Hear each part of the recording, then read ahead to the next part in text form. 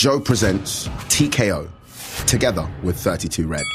Welcome to round 13 of TKO on Joe. We're in Liverpool this week, and given our guest this afternoon, we thought an opportune moment to come to the great stadium of Anfield, and Carl, Liverpool at this point so close to grabbing their first Premier League trophy. Close to potentially winning the league, the Premier League for the first time, potentially going to be European champions again, and our guest, I think, is very excited. Wouldn't he love it? Jamie Carragher, second most capped ever player for Liverpool, 737 appearances for the club, England legend as well, and very kindly has agreed to come on our podcast. Jamie Carragher is our guest this afternoon.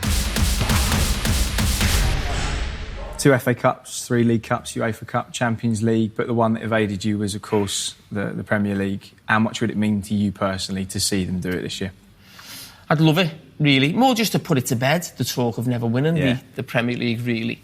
It's not so much for the play. I mean, I don't really know the players. You know, I finished 5 or 6 years ago, and this would be great for them. They'll become legendary figures in Liverpool's history, and rightly so. But more for the lads who I know will go the game home and away. My son goes home and away now everywhere, and you know what it means. You knew that as a player, but I think even sometimes coming out of playing, you're sometimes in a bubble. I don't know what it was like for you in your boxing. Sometimes it's just a small group of people around you. But I think when you come out of it, and I go to games with Sky, and also at times as a fan myself, I've got a season ticket. It's massive, to the people what it means. I know that's the same for every supporter around the country, but I just love it for the supporters to be able to celebrate it. You were a Liverpool fan as a boy. Have you still got a little soft spot for him? Yeah, I do. I was as a kid, and I say, when people ask me who do you follow now, I don't really say I follow anyone, because I feel like you need to be going to games to be a proper supporter. Yeah. And I keep a close eye on Liverpool. I remember when I was a kid, actually, there's a picture of me in the boxing club skipping with, remember the cream and black Carlsberg? Oh, yeah. I had a picture of that top on, and I got, as a kid, the big... That was my first ever game for Liverpool, I think I wore that. Was it? I was in the red. It was a nice kid, but I had the, the big coats the managers wear, like Arsene Wenger's coat, the big long one. The 8 foot. I got my dad to get me one for my birthday as well. So I used to walk to school with it was just a normal size coat, that was. The cream and black one. So I was a Liverpool fan when I was a kid, but I'd love to see them win the league. Love to see them win the league. I mean, I guess you were involved in the parade when they won the Champions League, so you come home and you've seen the city kind of come to life, but it's been a few years since any major silverware. It would be a totally different place, wouldn't it, if they were to pull it off? It would. Listen, I think it'd be the biggest party you could probably ever remember, certainly since 2005 in this city. I mean, the interesting thing with Liverpool is, for the last few weeks, they've been in the Champions League and the league, and every other club in Europe, if you ask them would you rather win the Champions League or the league, everyone will say the Champions League, because the Champions League is a bigger trophy than your domestic league title. But for Liverpool, it's different. It is something special, that league title, if they can get another one there, gets them one closer to Manchester United, but also to win the first one in almost 29-30 years would be something special. And it's all everyone on the streets talks about. Every time you bump into someone, can we do it? Can we do it? And this has been going on for weeks and months, really, with the supporters. And it's almost, the Champions League is almost like an afterthought, even though we're in the semi-final against Barcelona. Yeah.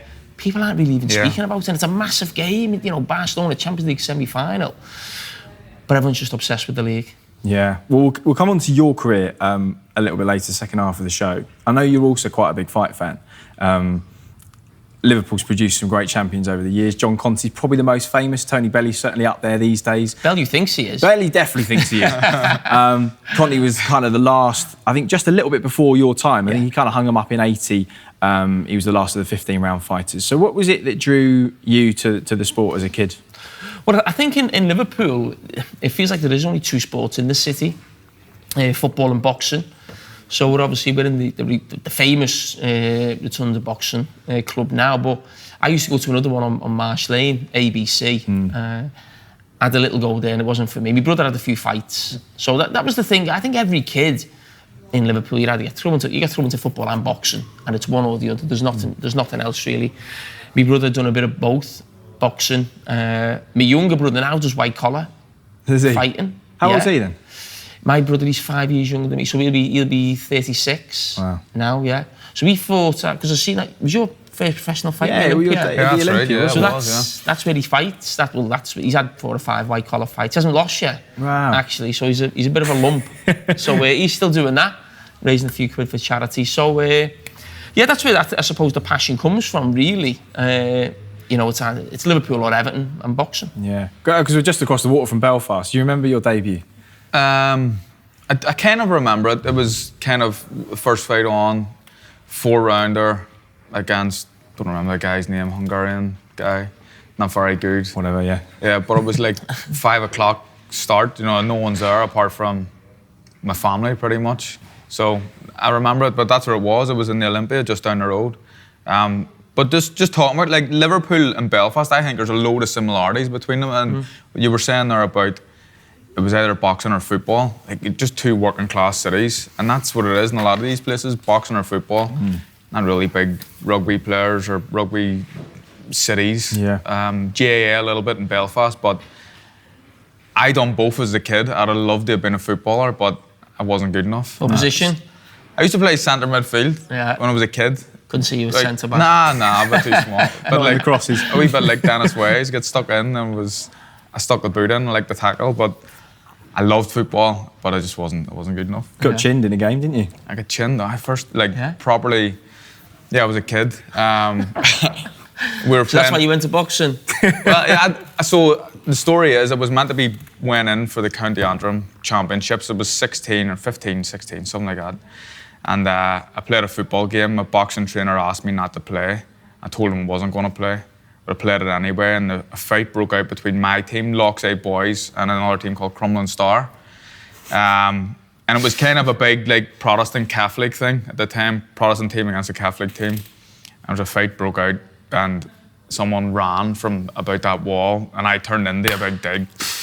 And he chinned me, like he properly chinned me, but was you known as a boxer? Well, I was known as a boxer. So that's why you got it. Aye, so probably. Aye. He's dined out on that for years. Your man's. I know his name. I'll not say it on the podcast, but go and dig him out. No. He apparently. Have you not given him a crack since? Nah, he was a big lump, like. And he cut my mouth. I had to get stitches in the inside of my mouth and stuff. But that was the only time I was knocked out. Yeah. Playing football. It's crazy, eh? Yeah. So you made your debut. That's the only time you've ever boxed here, isn't it? I think. Yeah, it is. Yeah. I boxed as an amateur here. Yeah, of course. Yeah. And I love the city. Liverpool's a great place. We used to stay in, what do you call the hotel? The Adelphi? Yeah. We stayed there. And you guys like Joe Selkirk and stuff on the English teams, and Big Tony, I think, Tony Bellew was on it, and the Smiths as well. I was obviously representing Ireland at the time, but yeah, Liverpool's a good place. Yeah, how did you get to know Tony and all the Smith brothers just from knocking around in the gyms?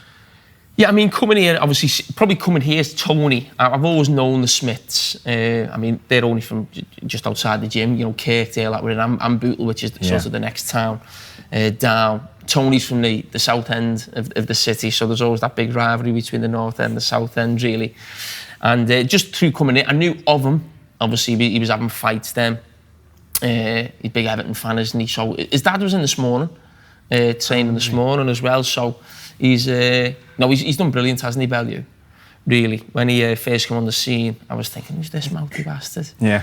And but he's backed it up, hasn't he? Brilliantly. Because I think a lot of people thought, he's talked himself maybe into fights at times and got himself big fights, and good luck to him. But he's backed it up. And what I think about Tony, I'm not sitting here like some analyst of boxing, and I like to go and watch the boxing. I'm not judging fighters like that, but I always feel he performs when the pressure's on, or it's the biggest fight. And maybe you see him in smaller fights when he was coming up, and he'd still win, but he maybe didn't look that spectacular, and people not quite sure. But then he's always those cleverly fights. I remember those at the start when he was sort of like the underdog, and eventually we overcome that. Obviously the one at Goodison Park, the World Title, he gets knocked down and then comes back. Yeah. And obviously the hay fights also. So I think he's one of those people where when the pressure's on. I think that's a big thing in obviously boxing or any sport, football certainly. Certainly in football, we call that a big game player. So obviously you want someone playing up the skin week in, week out. But it's the big games that you're sort of remembered for and that make the difference. And I think Bellew's fantastic at that. I remember first time actually seeing Tony Bellew, and it was a Liverpool select team. County Antrim were involved in some tournament. Cyprus had a team in it, maybe Scotland or something as well. And he chinned some Cypriot, but he looked like he was about 50, this guy, and Tony was big and always a puncher, and he chinned him, like knocked him spark out. You don't see many knockouts in the amateurs. And he got up on the ropes. This was in Belfast, Andersonstown Leisure Centre. No man can take my power. I thought, who's this dickhead, you know? But that's the first memory I have of Tony Bellew. But what a career he's had. Yeah, certainly the last 2 or 3 years is defined his career, isn't it? And if you talk that much, you create yourself high risk, but obviously a high reward scenario, don't you? And he's done that. So yeah, fair play to him. And I guess against Usyk, he ultimately found his ceiling, and that's all you can ask as a fighter, isn't it? Yeah, well, look, he had a go, Usyk, and he was doing okay in the fight. He won a few rounds at the start, but Usyk you're talking about, you know, he unified the cruiserweight division. You're talking about him potentially being the guy who can beat one of the top guys at the heavyweights now, you know, Joshua, Wilder or Fury. He's a quality fighter, and there's absolutely no shame in Tony Bellew losing to him, and he went in and had a go. And I think boxers should maybe take a leaf out of Tony Bellew's book, and if you have a go and you lose trying, there's nothing wrong with that, really. I mean, he's a blue and you're a red, but he's the kind of fighter that unites a city. We know how tribal those divides are, but when someone like Tony Bellew fights or Ricky Hatton in Manchester, the red and the blue, for that weekend at least, all just merge together. It's quite nice that what sport can do. Yeah, it's interesting that with boxers, because they're not shy a lot of the time in showing their allegiance to the football team, certainly in this city. But I think the city gets behind boxers as opposed to sort of thinking, you know, Bellew's are blue, the Smiths are all reds. I don't think anyone thinks, I'm not going to watch the fight, or I don't want them to win, or that type of thing. You know, I think it's a city thing. You know, you represent the city, I think, as a fighter. I don't think as you mentioned with Hatton there, I don't think, you know, Man United fans or you know, the city's split, if you like, in the years when Ricky Hatton was taking, what was he taking, 20,000, 30,000 to Vegas or whatever he was fighting. It was unbelievable, and that's the thing. I think you fight for the city, really, when you're a boxer. That's something you have that massive following. It's massive in Belfast, and you know, obviously the 2 big teams in Belfast are in Scotland, Celtic and Rangers, and it can be, you know, if you kind of, you know, put your colours on the post and say I'm a Rangers man or I'm a Celtic fan, you might get a bit of trouble, but it's very, very few people would say anything. But it's the city get behind you, and they don't care, and you kind of can cross divides and barriers, really. Boxing's a real working class sport. People just get behind their fighters. Because I remember when we went to see your old mate Stevie G, who's obviously doing a good job at Rangers, the Europa League games at Rapid Vienna. Yeah.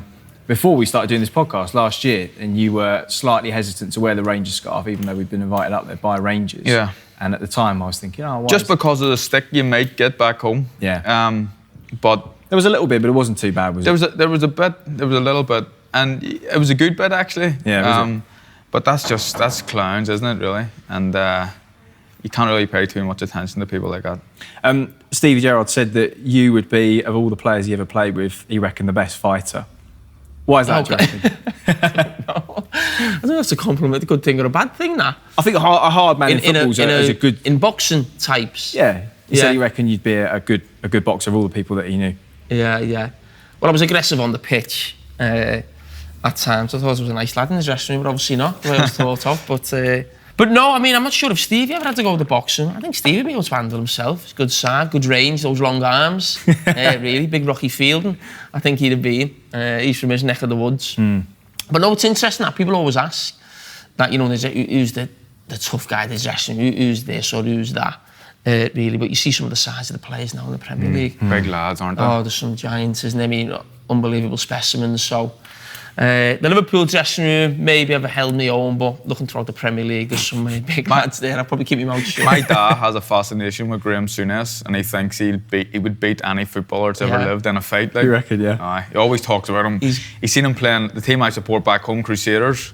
They used to be, when it was the European Cup, it was the champions of each league. So the Crews won the league, and they were in the European Cup, and they drew Liverpool the first year. And Souness and stuff were down at the Shore Road playing in this tiny place against Crusaders. My dad always talks about the size of Souness's legs. Oh, yeah. But he reckons he's a proper hard man. He can bang a bit, right? Yeah, he'd look after himself. Do you spar, or what do you do? Hit pads, spar? What do you do these days? No, we do we just come in Monday, Wednesday, Friday, just do whatever. It could be running or whatever, bit of weights. And then Tuesday, Thursday, we do circuits. So they're obviously just laid out. And Monday, Wednesday, Friday, after your run or whatever, you might do some pads. Not really sparring, to be honest. I've sparred Callum Smith in that ring there, the first ring. Blimey, have you really? Yeah, that was for all the Smith brothers done it for charity, so you could pay to spar them. So I think I got the short straw. Yeah, you really did, one. Yeah. But no, it was good. We had 3 rounds. Thankfully, I think they were only 2-minute rounds. And but no, it was good. Obviously they're going through the motions and doing it for charity, and good on them, raising a few quid. But it was interesting, just in there. And one of the other brothers from outside actually spoke to me after about it and said how many punches I threw compared to him. I think I must have threw 3 or 4 times as many punches. Just obviously through fear of, or just like you feel like you've got to do something, and you're absolutely just blowing for tugs, really. And then when they get you in the corner, you feel like you've got no way out. The ring feels like it's getting smaller and smaller. He's a big old lad. He's a big lad. Yeah, I was going to say seriously big lad. I don't know how he makes 74 kilos. It's beyond. Yeah, but it's the insight of actually, it's okay standing outside and looking at it, but actually when you get inside and it's just you in it, and you're getting pushed into somewhere else, you feel like you can't get out, type of thing. But listen, they were talking top class. But that's what you're talking about, the Smiths doing against you, but that's what like Usyk done against Bellew. Yeah, just manoeuvring him, force him into corners and makes him work when he doesn't want to work, and the really top level fighters can do that. I mean, you still look in really, really good shape, by the way. So clearly you're keeping fit and keeping healthy, which I suppose has been part of your life for such a long time. But talk about top-level performance, which is ultimately what you both were involved in for a number of years, and you still are. Big differences. Just about got that in. I got that in. I just wanted to make sure, that'll make the cut. You obviously peaking, 2 or 3 times a year for one night and one performance.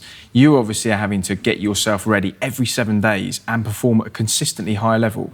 And you did it for a decade and a half for Liverpool.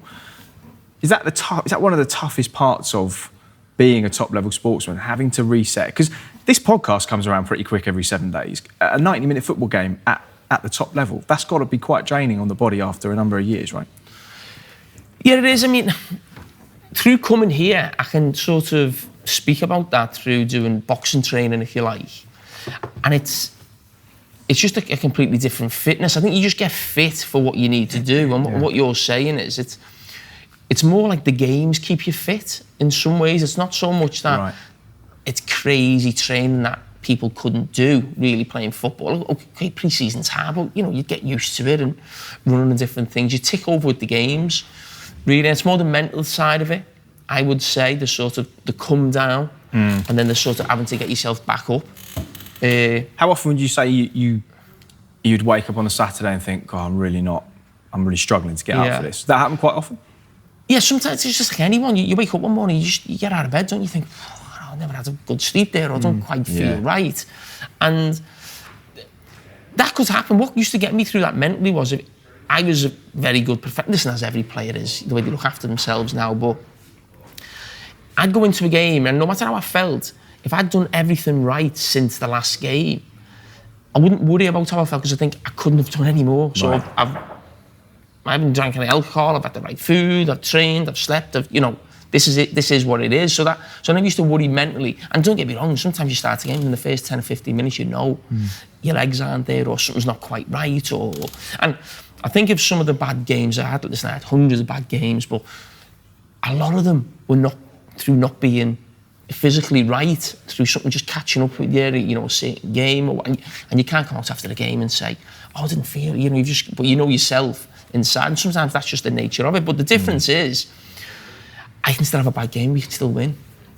It's not that's the big difference, I think, with boxing and individual sports. You can't be the end of a career then, if you lose a fight, Whereas, we could play awful. Stevie Gerrard bang one in the top corner, win 1-0. No one about. Move to the next game. Forget how you played. And even if you draw or you lose, you can make amends in 7 days. Whereas for a fighter, you get maybe at this level 2 opportunities a year. And if one of them doesn't go right, as it didn't last time, it's a long wait to make amends. It's a big long. Yeah. So I fought in December, and now looking like I'll fight end of July, early August. So that's half a year in between fights. I'm in a lucky position that I lost my last fight, but I'm still in a position where I can fight for big fights and big names and hopefully fight for titles again. So I'm one of the lucky ones. But you see so many times that a fighter loses a fight and it's the end of a career, really. That's... Why is that? Because that is something that I look at with boxing. It feels like one defeat and they're done. And everything, it's like you've got to go back to the beginning. Yeah. Certainly the Mayweather effect has been a big part of that. I think the O, would you agree? Yeah, of course, and it's like keeping the O intact. It's really it's bullshit. If you're fighting top guys in the world and you lose, but it's a good fight, so what? Yeah. Why not? Why can he not just walk straight back into another big fight? Why does he have to go round the houses again? It kind of happened to me. I lost to Santa Cruz. I beat him. I lost to him, and then I had to have 3 fights before I got a crack at a world title. Like, it's... But you think of those great... I mean, I know what you're saying about the Mayweather thing and the O, but when you see people look back at fights, certainly the 80s of like, was it Haynes and Hagler and Spinks, all these fighters, and they all fought each other and probably lost 1 or 2. I don't think anyone looks at them now and thinks, oh, he lost 3, he lost 1, he lost 2. People think, wow, what a fight that is. And I sometimes think exactly what we've just mentioned there, where maybe people are so obsessed with not losing that they actually don't have fights that are remembered in some ways. And we see this now where there's not the matchups that I think sometimes, certainly someone like me, wants to watch. Certainly in boxing, you feel like there's a lot of, manoeuvring so people don't meet each other, meet at a certain time. And I always look back at those 80s fights the way they're remembered. Maybe, I don't know if I've got that right or wrong, but it just feels like that was a golden period that's really remembered because of not who won or lost, it's just like that fight. They were boxing on a whole much more regularly those days, fighters. You you look at the records of someone in Sugar Ray Robinson, 176 fights. These guys it wouldn't be out of the ordinary to see a guy with an 80-fight record at the end of his career. Now, these days, 27, 28 fights, and you're kind of getting towards the end of your career. And obviously that puts much more pressure on the individual fights because there are bigger gaps between them. And that plays a part in it. You guys like Ali, I don't know exactly how many fights he had in each year, but there's got to have been years where he's had maybe 10 fights in a year as a world champion. You couldn't do that now. Well, you'd be a journeyman if you did that, wouldn't you, really? Like Anthony Joshua, huge guy, a real proper athlete, fights twice a year. Do you think it's a waste, fighting that irregularly when you're at that kind of physical peak? Probably. But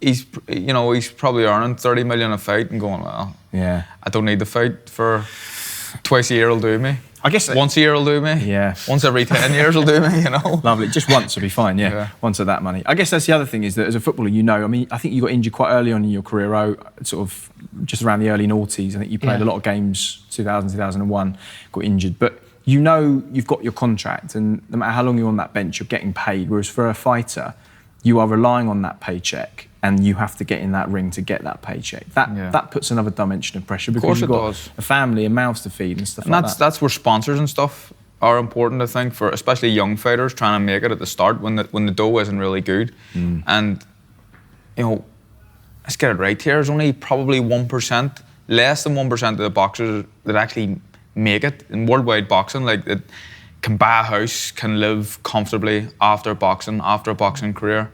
There's not very many that can do it. So I think that, a lot of guys need to fight. And you look at the journeymen, they fight because it's a wage. And they're fighting kind of 30 fights a year, maybe getting $1,000 a fight on average. And it's a wage for them. Plus they're working as well. So, yeah. And actually, we had a journeyman on a few weeks ago, Jamie, just in case you missed it, but he was saying very similar to you. He said, actually, I'm not training that much during the 9 to 5, Monday to Friday. It's the fighting every week that keeps me them fit and sharp. So it's a sort of a different side of the game that we don't really, see as much, but it definitely exists. You're watching TKO, together with 32 Red. I'm guessing one of the things in your career you get asked the most about is that famous night in 2005. The question is, does it get boring talking about that, honestly? No. Not really. That's because we're going to talk about it today, so that's good. Listen, it was just an amazing thing to be part of. And when you think of Liverpool Football Club, it is one of the biggest clubs in the world. you know, it will be long after me, was long before me.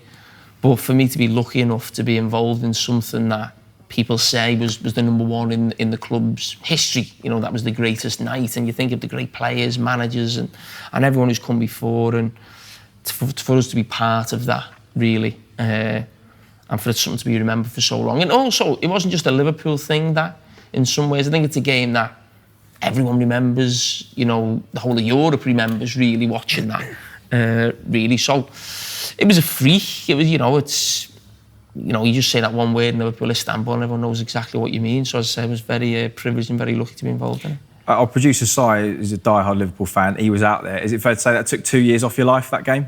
He said at least. I imagine probably the most stressful first 45 minutes you've ever played. That AC Milan team, I mean, you'd got past a Juve, Chelsea, some good sides up until the final. But that team, and when I read the list of players, I mean, it's just an unbelievable squad. You must have looked at that squad, refreshed your memory before going into that, and just gulped at the thought of them, because they were one of the best teams in the last 30 years, without a doubt. Unbelievable names and some of the greatest players ever.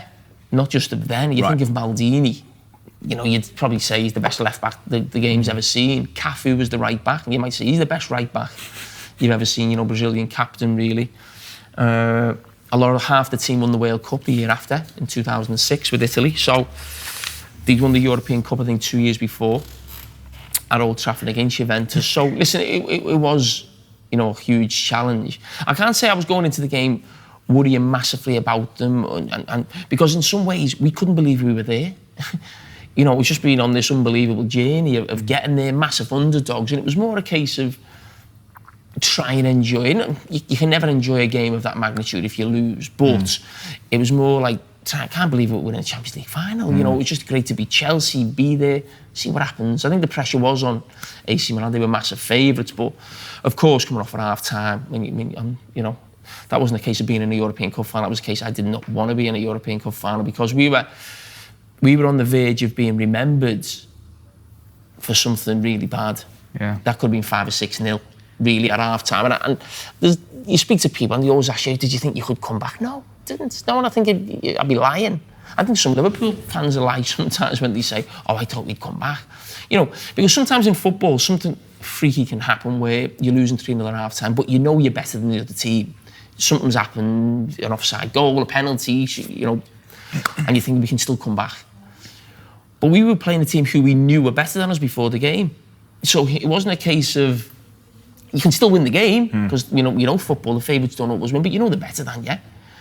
And they beat me 3-0 at half time. And you're going, this could, if we'd have lost that game 2-1, we could have still went, disappointed we lost the final, but Chelsea was brilliant, Istanbul was a great, you know, stadium, we played there, we beat Juventus, great journey. If you lose 6-0, you never ever want to speak about the Champions League ever again, because that's the thing that sticks out, and that's an embarrassment on the club's history, really, as well as yourself. There's a story going about Belfast. I don't know how true it is or not, but there was a former professional boxer who...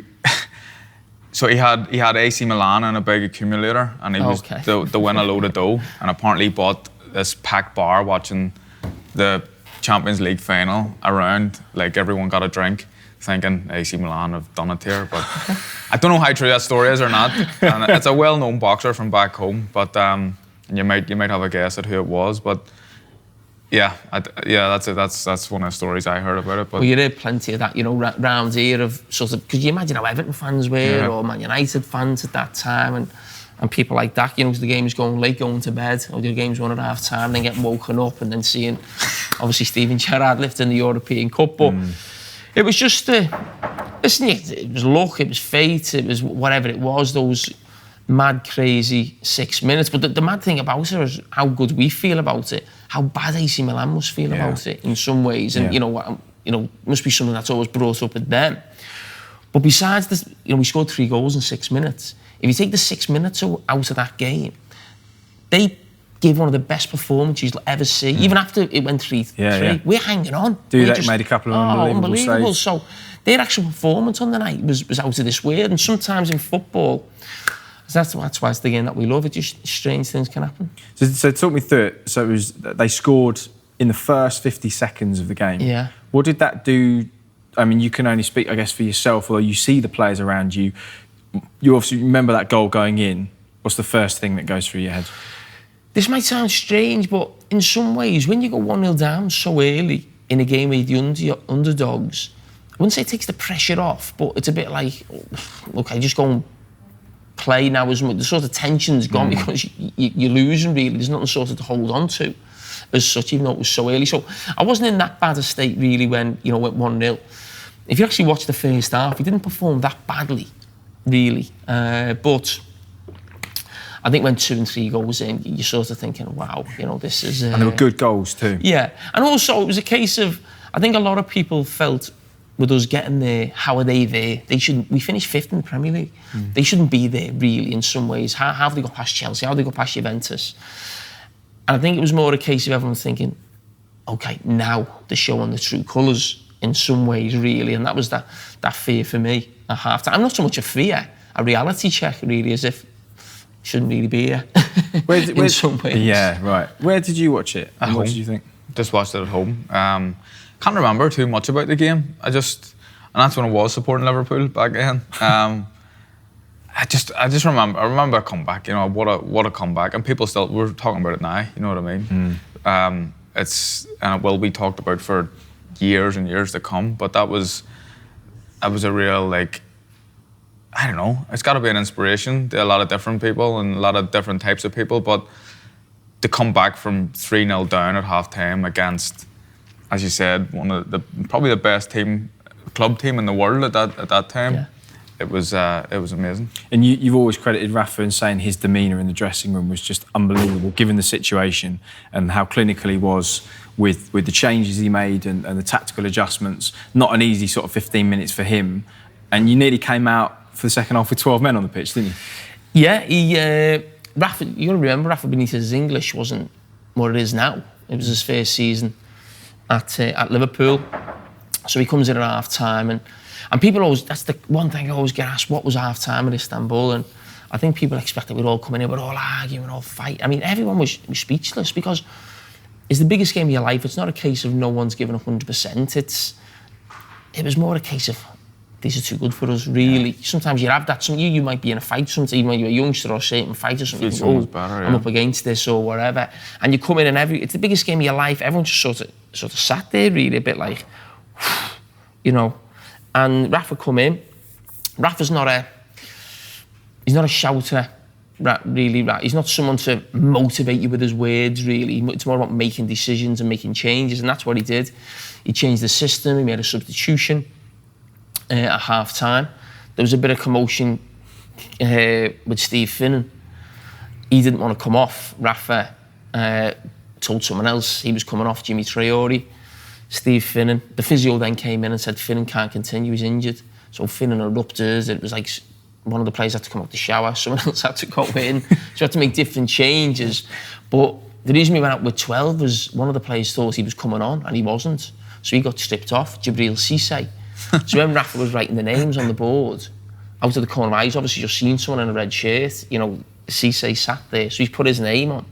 And Rafa's talking about how we're going to get back into the game, how it is. And I always tell the story of, you know, you think you're down and out, and then Rafa gives this great speech, and then you think, and you look at the team and the board, and you think, we can do this. It's because we've got 12 fucking men.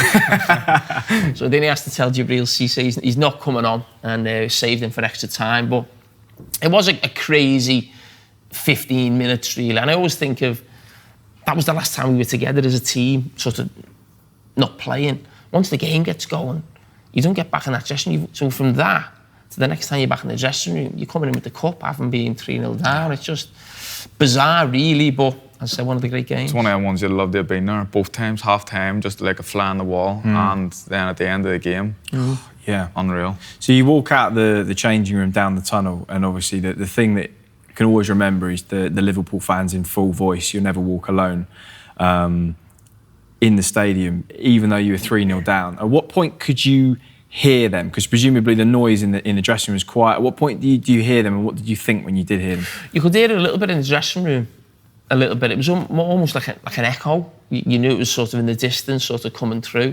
I think it was almost like a cry for help, even from the Liverpool fans, really, in some ways. But It was it. I mean, we always talk about the great support, that we had, and you see it now. The Liverpool supporters, big European nights at Anfield. That was a big European away day, really, and it almost felt like, I think they felt almost the game had gone, but it was, we're going to show everyone how good a support we are, really, in some ways. And then, I mean, when you see supporters now, certainly supporters who were supporting the club before I was even playing, and saw the success of the 70s and 80s, and say things like, the greatest night in my life, greatest, moments of my life, and they're big things. And that we're very lucky, I think, in football, where you feel if you're involved in something big, like Liverpool are now for the title, it changes people's lives. It's a moment in time that you'll never ever forget, and you'll always look back on.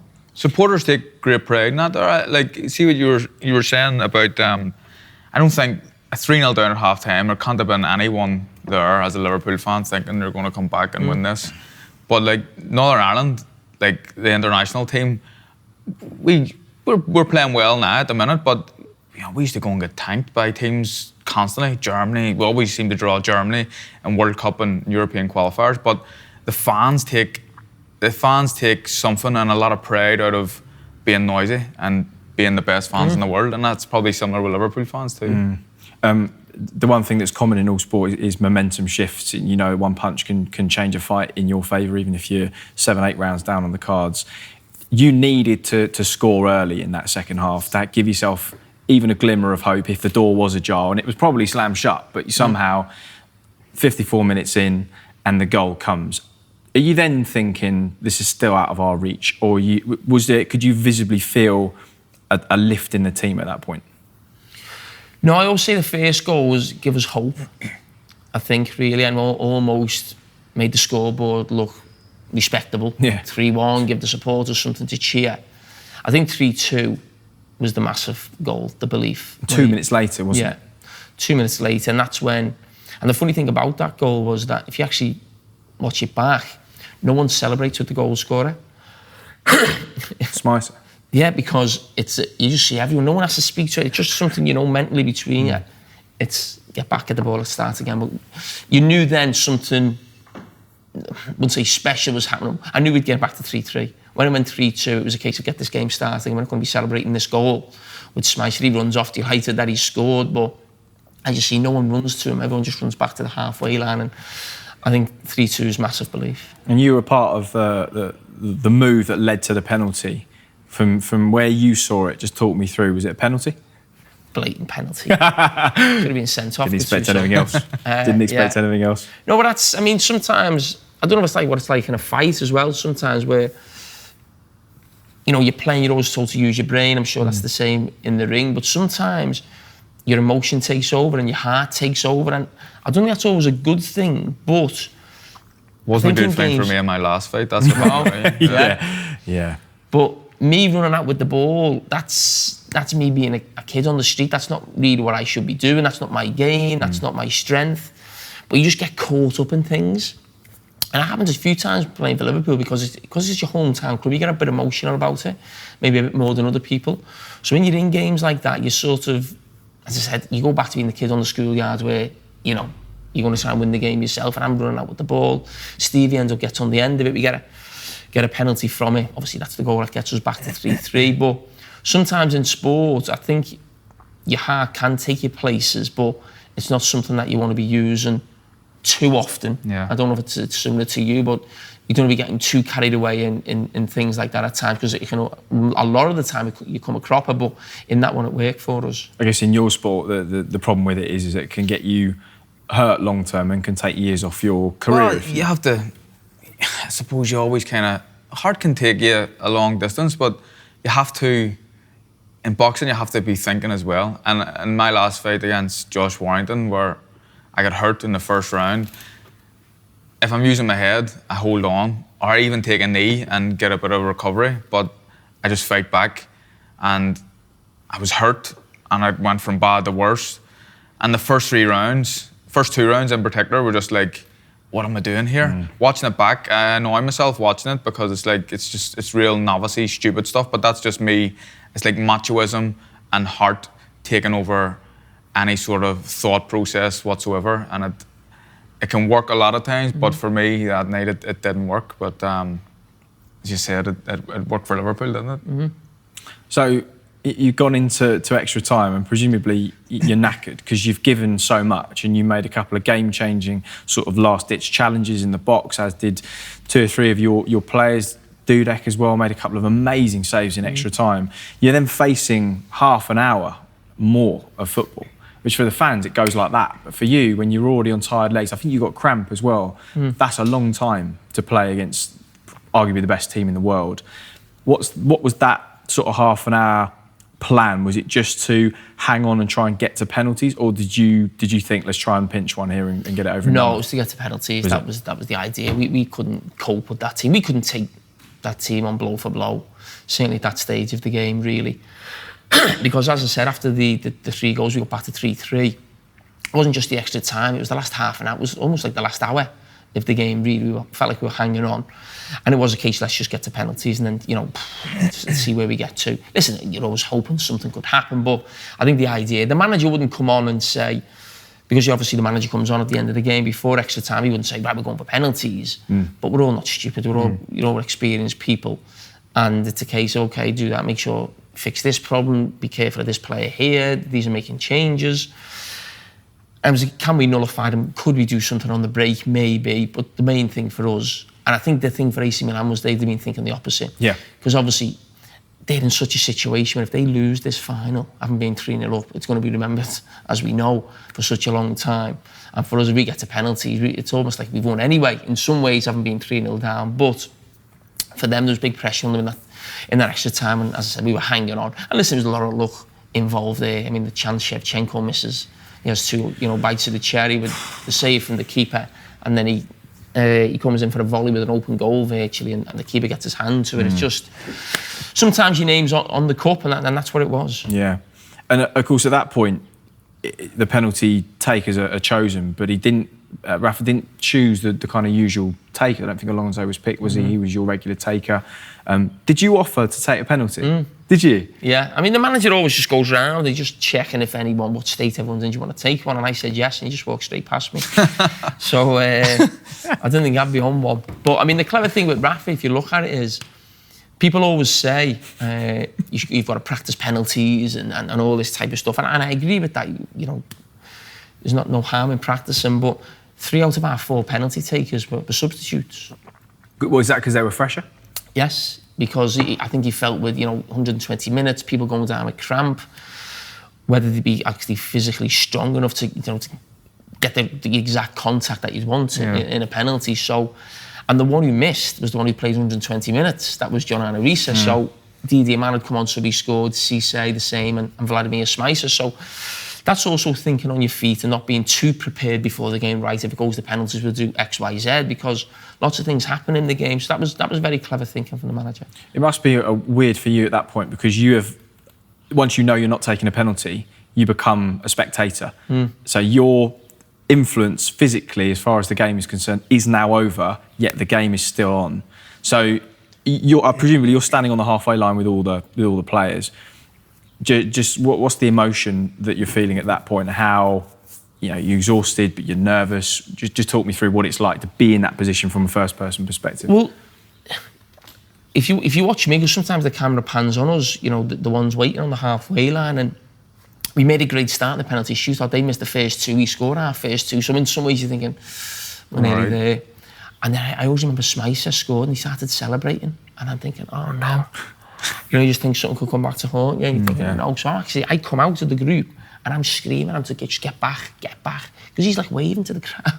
Oh no. You know what I mean? You can just imagine that shot getting thrown back at you if you lose. So I come out and I'm screaming at him to just get back.